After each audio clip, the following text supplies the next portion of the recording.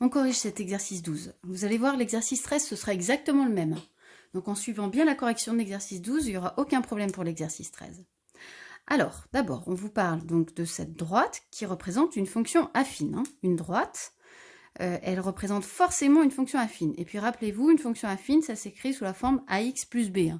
Là, je peux écrire g de x est égal à ax plus b. Et le but, c'est à partir de cette droite, de la représentation graphique de G, retrouver les coefficients A et B. Alors commençons par le petit b.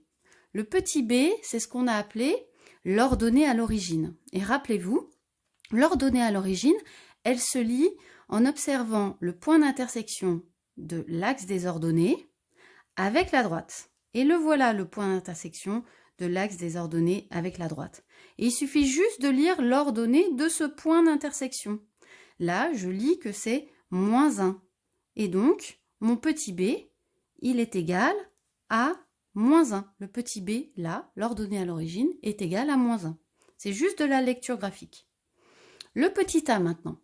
Alors, je vous avais déjà expliqué dans l'activité pour découvrir la représentation graphique d'une fonction affine, comment est-ce qu'on pouvait lire le petit a. Mais c'est un peu plus compliqué, mais là, c'est bien décrit sur la représentation graphique de G.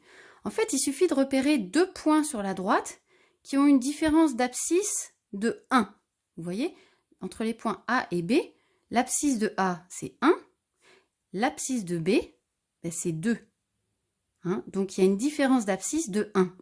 Et pour lire le petit a, c'est le coefficient directeur, on l'appelle aussi le taux d'accroissement. Pour lire le petit a, il suffit de voir la différence des ordonnées entre les points A et B.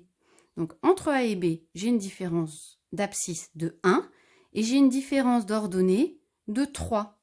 L'ordonnée, elle augmente de 3.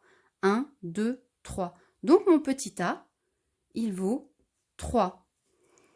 Et maintenant, j'ai donc l'expression complète de g de x.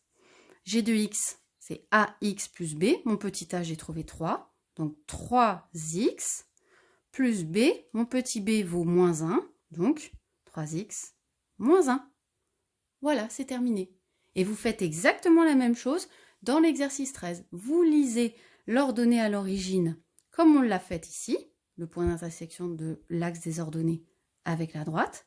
Et puis ensuite, vous lisez le coefficient directeur en trouvant deux points, comme ici, qui ont une différence d'abscisse de 1. Et vous lirez la différence d'ordonnée.